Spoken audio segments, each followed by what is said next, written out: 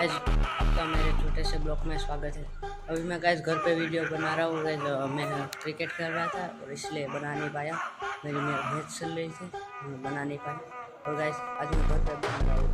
आपको बताना मेरी वीडियो कैसा लगता है। और मेरे व्यूज़ भी नहीं आते चैनल पे, सब्सक्राइब भी नहीं करता, लाइक भी नहीं करता। और देखो गाइस ये है मेरा घर, ये पूरा मेरा घर है गाइस।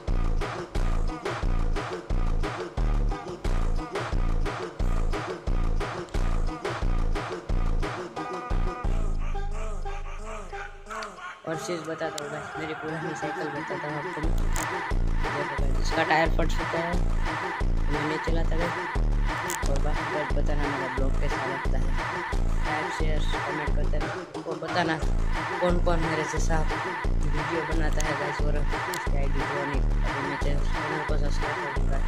मेरे वीडियो में कमेंट कर देना गाइस, आपको मेरा सब्सक्राइब पहुँच जाएगा। बाकी मिलते हैं नेक्स्ट ब्लॉग में। जय श्री